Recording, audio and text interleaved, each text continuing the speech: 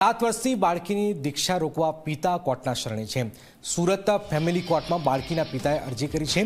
પત્નીએ દીક્ષા માટે મુહૂર્ત લઈ લીધું હોવાનો પિતાનો આક્ષેપ છે। દીક્ષા વિવાદને કારણે દંપતીને 6 મહિનાથી અલગવાસ છે। બાળકીના પિતાને પરિચિતો પાસેથી દીક્ષા વિશે ખબર પડી। બાળકી નાની છે, મોટી થયા બાદ દીક્ષા બાબતે ચર્ચાની માંગ કરી છે। પત્ની દીક્ષા માટે જીદ કરતી હતી। ઝઘડા બાદ પિયર ચાલી ગઈ હતી। મહારાષ્ટ્રના 59 મુમુક્ષોની પાઘડી બાંધણીની તૈયારી છે। મુંબઈ ખાતે 8 ફેબ્રુઆરી દીક્ષા મહોત્સવ યોજવાનો છે। મારી સંમતિ વગર દીકરીની દીક્ષા નક્કી કરવામાં આવી છે।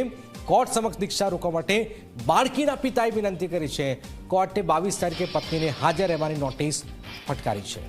મારે મારી દીકરીની દીક્ષા અત્યારે અપાવવાની ઈચ્છા નહોતી જ, બરાબર છે। પછી મારા સાહેબને આ લોકો જબરજસ્તી મુહૂર્ત લઈને આવ્યા।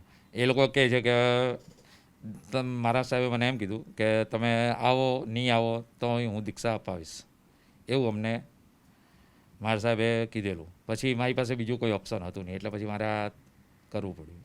દીકરી કેટલા વર્ષની છે? પત્ની સાથે કેટલા વખતથી અનબનાવ છે? કઈ વાતને લઈને? દીકરી 7 વર્ષની છે ને અનબનાવ તો બસ એને આ જીદ પકડીને બેસી ગઈ કે મારે દીક્ષા જ અપાવી છે। એ હિસાબે એણે બધું પરત આવવાની કઈ પત્ની વાત ના પરત આવવાની એટલે ત્યાં અમે મારા સાહેબ પાસે ગયા હતા। ત્યાં એમ કીધું કે અમે નીચે મિટિંગ કરી, મારા મામા ને બધા અમે સાથે હતા।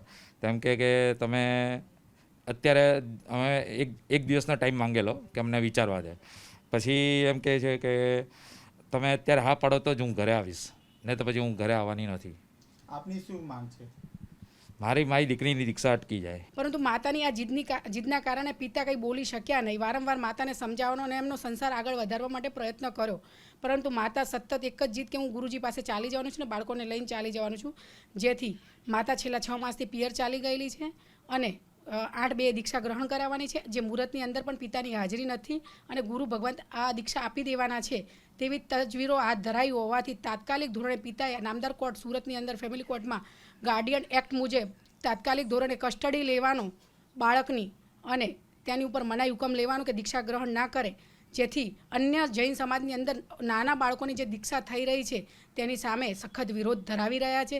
જેથી પિતાની આ હૂંફ અને લાગણી અહીંયા કોર્ટ દ્વારા ન્યાય અપાવે તેવી પૂરેપૂરી તજવીજ હાથ ધરીશું।